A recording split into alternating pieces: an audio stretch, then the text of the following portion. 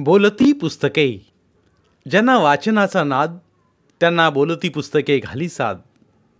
आमचं channel subscribe करा आणि सबस्क्राईब करायला इतरांनाही सांगा.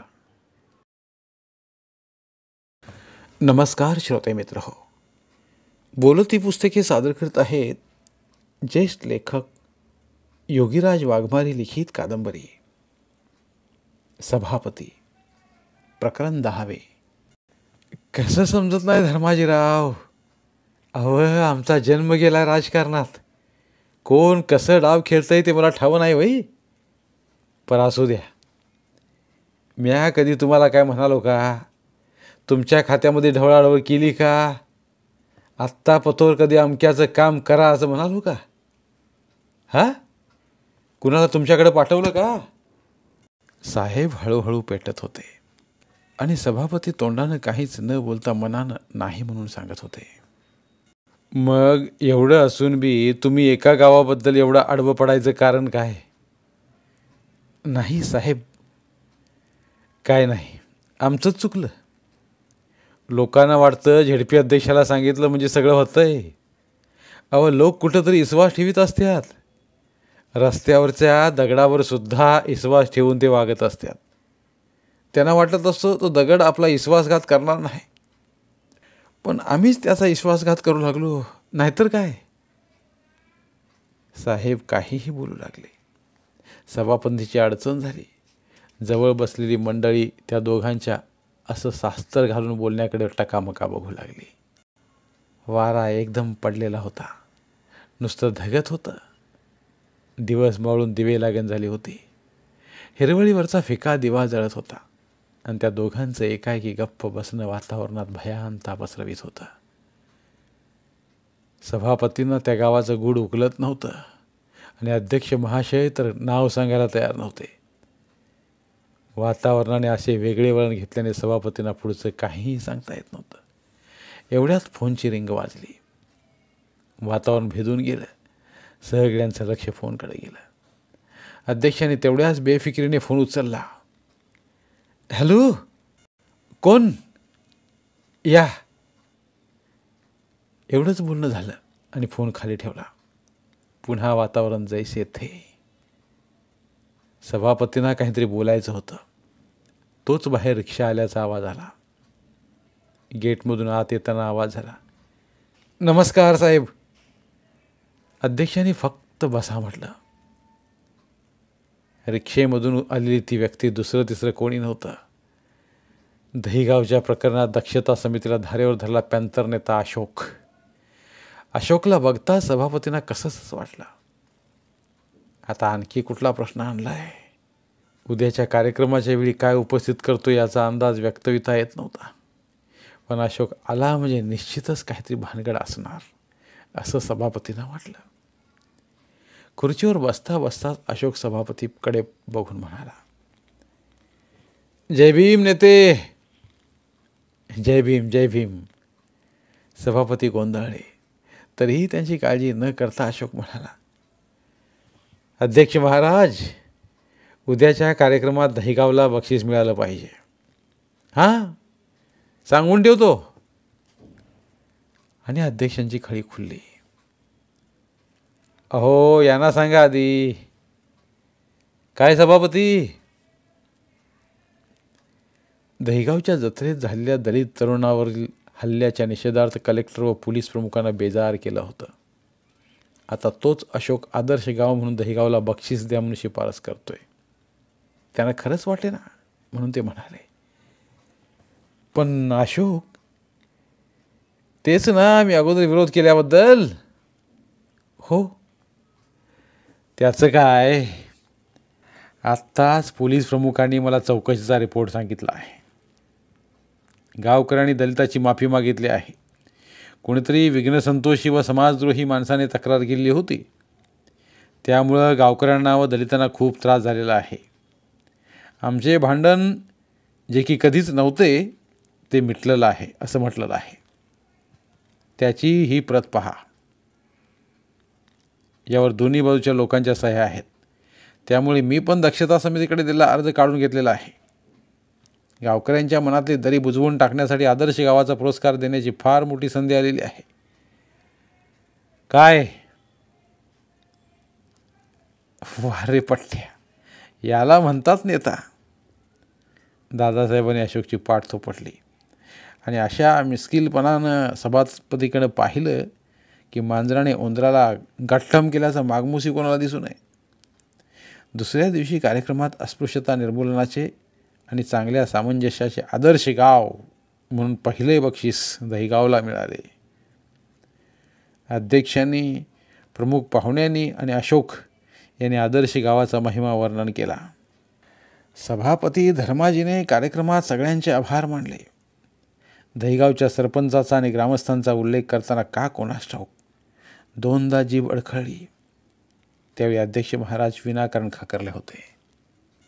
अस्पृश्यता निवारण पंधरवड्याचा कार्यक्रम संपला आणि सभापतींना खूप हलकं वाटलं. समाज कल्याण अधिकाऱ्यानं तर 2 दिवसांची रजा टाकली आणि निवांत घरी विश्रांती घ्यायचं ठरवलं. गेले 15 दिवस नुसता पिठ्ठा पडला होता. डोळ्याला झोप नव्हती, पाठ अंतरुणाला अशी टेकलेलीच नव्हती, तोंडाला दम नव्हता, पायाला कधी विश्रांती मिळाली नव्हती. एवढं केलं म्हणूनच कार्यक्रम यशस्वी झाला होता. प्रत्येक गावी सभापती जातीने हजर होते. सभापती हजर असल्यानं समाज कल्याण अधिकाऱ्याला हजर राहणं आवश्यक होतं. स्वतः साहेबच कार्यक्रमाला हजर असल्यामुळे कर्मचाऱ्यांना हजर राहणं भाग होतं. दारूबंदीच्या कार्यक्रमाने कर्मचारी सभेपूर्वी आपला कार्यक्रम दाखवायचे. दारूबंदीवर सिनेमा आहे म्हटल्यावर खेड्यातील माणसं गोळा व्हायची. बाया पोरं झाडून येत. 1-2 पाठ दाखवली की समाज कल्याण खात्याचा कार्यक्रम व्हायचा. सभापती आणि इतर वक्त्यांची भाषणं व्हायची. लोक भाषण म्हटलं की उठून जायचे, पण मध्ये सांगावं लागायचं, सभेच्या कार्यक्रमानंतर सिनेमा दाखवण्यात येणार आहे. तेव्हा मग लोक थांबायचे. बायका थांबत, पोरं तिथंच पटांगणात ताणून देत, नाहीतर एकमेकांची भांडणं काढून गोंधळ घालीत. वातावरणात शांत करायला कार्यालयातले कर्मचारी शिकस्त करीत. त्यातच त्यांचा वेळ जायचा. तरीही सभेचं वातावरण नसायचं. भाषण ऐकण्याच्या मूडमध्ये लोक नसायचे. वक्ते आपले भाषण आखडत घेत. संयोजकाला अधूनमधून सांगावं लागायचं, आता शेवटचे वक्ते बोलणार आहेत. मग सभापती बोलायला उठत. भाषणातून लोकांना राग भरायचे. अरे, सिनेमा तमाशा तर जन्मात कधी बी बघाल.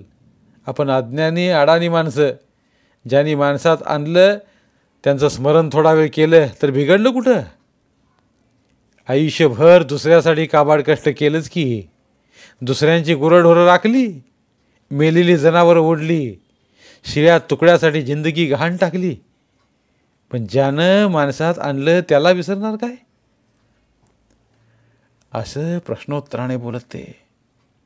तेव्हा मग सभेतला एखादा शहाणा माणूस उभा राही आणि गोंधळ घालणाऱ्या पोरांना आणि कलकल करणाऱ्या बायांना दटावायचा.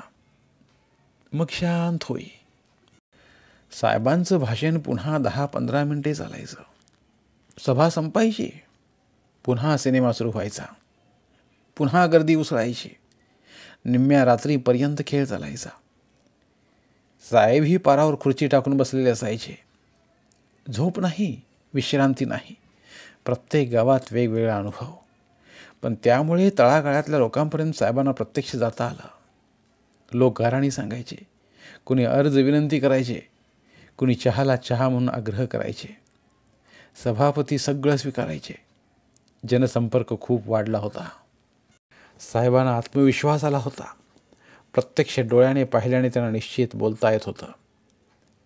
गेला 15 असा गेला आणि कालचा समारोपाचा कार्यक्रम व्यवस्थित पार पाडल्यावर त्यांना खूप हायसं वाटलं. ते जरा आराम खुर्चीवर रेलले. क्षणभर 15 कार्यक्रमांची मालिका डोळ्यांसमोर आली आणि नको ते चित्र दिसू लागले. ते म्हणजे आदर्श गावाची निवड करताना अध्यक्षांनी दहिगावाबद्दल दाखवलेली उत्सुकता आणि त्यासाठी आपल्याविषयी त्यांचं तयार झालेलं मत. सभापतींना अस्वस्थ वाटू लागलं. थंड वाऱ्याची झुळूक येत होती. त्यावेळी देह कसा शीतल व्हायचा. पण उष्णतेचा चपकारा बसला की अंगाची लाही लाही व्हावी, तसंच त्यांना झालं. अध्यक्षांनी अशा का ढगात गोळ्या माराव्यात. बरं, मला सरळ सांगितलं असतं तर मी नको म्हणालो असतो का? आणि अशोक रणकाम तरी कोण? त्याने गावकऱ्यांच्या माफीपत्राच्या आधारे आदर्श गाव म्हणून दहिगावची निवड झाली पाहिजे असं सांगावं. सभापतींना सगळंच गुंतागुंतीचं वाटू लागलं. राजकारण म्हणजे नुसता गुंता असतो हे जे आजवर म्हणत होतो त्याचा अर्थ त्यांना समजला. मनाला कितीही आवरण्याचा प्रयत्न केला तरी अध्यक्षाने अशोकचे चित्र त्यांच्या डोळ्यांपुढून जाईना. त्या प्रकरणाचा अर्थ लावावं म्हटलं तर तेही मेंदूला जमेना. ते नुसतेच विचार करू लागले. एवढ्यात दारात गलबला ऐकू येऊ लागला. साहेब भानावर आले. पटकन व्यवस्थित बसले. आपण साधं एक टक लावून बसलो, विचार करू लागलो तरी लोक तर्कवितर्क करतात. काय मनसुबा आहे असं विचारतात, नाहीतर भलतंच सांगत सुटतात. म्हणून सभापती काही घडलंच नाही असं भासवीत म्हणाले. कोण आहे? बाहेरची गडबड शांत झाली. थोड्या वेळानं 2 शाळकरी पोरं दरवाजात आली. नमस्कार साहेब. नमस्कार. काय रे पोरांनो, काय काम आहे? तेवढ्या धिटाईनं पोरं पुढं सरकली, परंतु त्यांचं लक्ष मागेच. अधूनमधून मागे वळून बघायचे. सभापतींच्या हे लक्षात आलं. अजून कोण आहे काय? वय पोरं आहेत. अनाथ. तसं पोरांचा घोळकाच आत आला. 12 ते 15 वयोगटातली. अंगावरचे कपडे अस्वच्छ, डोक्याचे केस न कापलेले, गालाची हाडं वर आलेली, हाफ पॅन्ट आणि हाफ शर्टातली पोरं सभापती साहेबांकडे बघायची आणि खाली मान घालायची. थोडंसं धास्तावलेली पोरं जिथं जागा मिळेल तिथं उभं राहिलेली. बसा. पोरं खाली बसली. साहेबांनी ओळखलं. पोरांना काहीतरी हवं आहे. बोला. तुम्ही कुठली मुलं? मुलं गोंधळली. प्रश्न साधा होता, पण उत्तर काय द्यायचं, कोणी द्यायचं? मुलं एकमेकांकडे बघू लागली. तू सांग असं करू लागली. तसे सभापती म्हणाले, सांगा, कोणीतरी एक जण सांगा. थोडा वेळ असाच गेला. मग सर्वप्रथम आलेलाच मुलगा पुढं होऊन सांगू लागला. साहेब, आम्ही BC वसतिगृहातली मुलं आहोत. कोण चालवतंय? साहेब मध्येच म्हणाले. ढवळे साहेब. म्हणजे दलित मित्र का? होय. बरं, काय म्हणणं आहे? साहेब, आम्हाला पोटभर खायला मिळत नाही. किती भाकरी मिळतात? त्याचं काय साहेब, एकच भाकर देतात आणि म्हणतात संपलं. भाजी तर कधीच नसती या, नेहमी मसुरीची डाळ असती या. आता त्या मुलाबरोबर इतर मुलंही सांगू लागली. साहेब, झाडलोट केली नाही म्हणजे उपाशी ठेवत्यात. सुट्टी असली म्हणजे पोरांना गावाकडे जा म्हणतात. दुसऱ्या दिवशी येताना दशम्या बांधून आणा म्हणतात. आलेल्या दिवशी जेवण देत नाहीत. साहेब, आंघोळीला कधी पाणी नसतंय. एका खोलीत 10 पोरांना राहावं लागतंय. आजारी पडलं तर गावाकडे जा म्हणतात. आणि असं बी म्हणतात, वसतिगृहातलं काय बी वरच्या साहेबांना सांगितलं तर वसतिगृहातून हाकलून देऊ म्हणतात. पोरं ही अशी भेदरलेली. कुणाच्याही डोक्याला तेल लावलेलं नव्हतं. कपड्यांना साबण लावलेला नव्हता. गालफाडं बसलेले, चड्ड्यांना ठिगळं लावलेली, बुकेनं हरबळून गेलेली होती. वसतिगृहातल्या गैरसोयीबद्दल बोलत होती. त्यांची तक्रार जे घडतंय ते सांगत होती. अर्धपोटी राहून अभ्यास करणारी पोरं सभापतींना काय मागत होती? सभापतींना मात्र काय आठवत होतं? दलित मित्र ढवळ्याचं कार्यालयात येणं जाणं. जय भीम साहेब. जय भीम. यावं का साहेब? या. तुम्हाला या म्हणायचं नाही मग कोणाला बोलवायचं? यावर दलित मित्र खळखळून हसला. डोक्यावर निळी टोपी, बगलेत शबनम बॅग, पांढरा नेहरू शर्ट आणि खाली दुटांगी धोतर. गोरा पान वर्ण, जाड जूड बांधा, बोलणं बुलंद, पान तंबाखूचं व्यसन नसल्यानं दात पांढरे शुभ्र, दाढी घुटल्यानं मुखडा कसा गुळगुळीत दिसायचा. हसत हसतच साहेबांच्या खुर्चीवर बसता बसता उपरुदानं बोलणं. काम होणार असेल तर बसतो, नाहीतर जातो अंगाला भीत लावून. अरे अरे दलित मित्र असं काय बोलणं? नाहीतर काय, त्याच्याशिवाय दुसरा मार्गच तुमच्या ऑफिसनं ठेवलेला नाही. अहो झालं तरी काय, नाही म्हणजे समाजसेवेची काळजी मला एकट्यालाच ना. घरचं खा आणि दुसऱ्यांच्या घरचं वासं मोजायचं. पण वाटलं बाबासाहेबांच्या कृपेनं त्यांच्या पश्चात समाजसेवा करता आली तर करावी.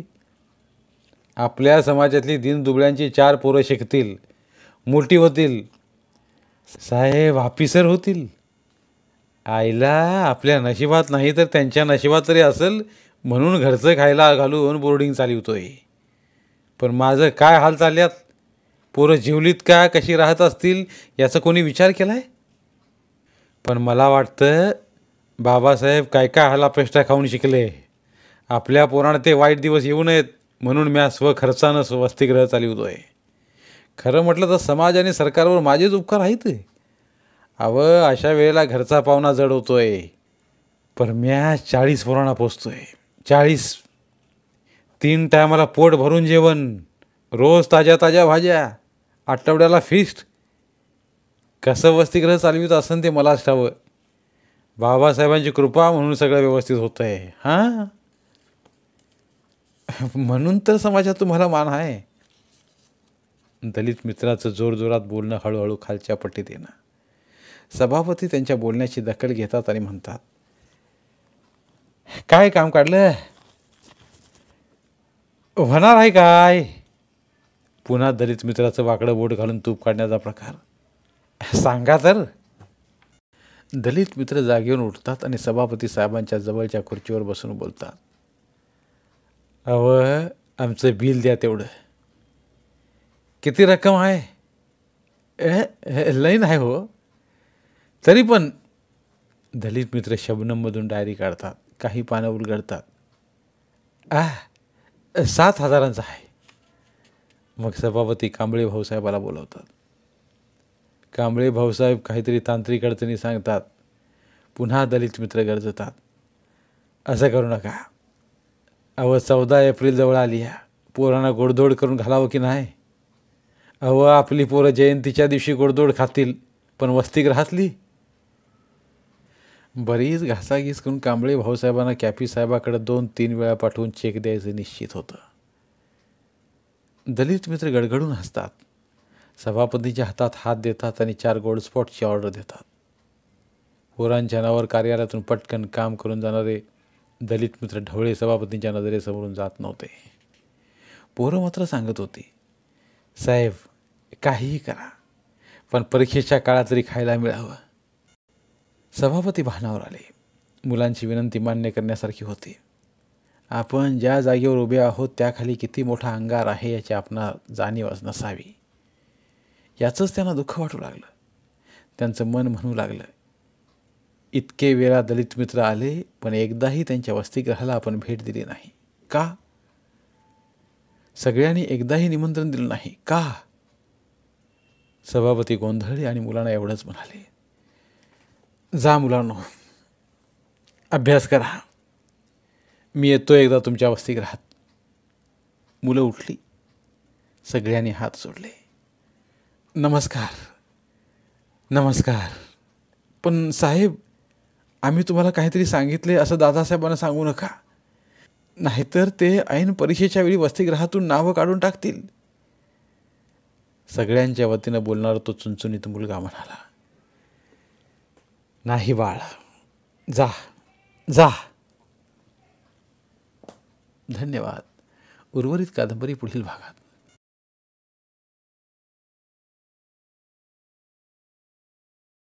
उपलब्ध आहेत. तिथे प्रत्येक कादंबरीचे सर्व भाग एकत्रित मिळतील.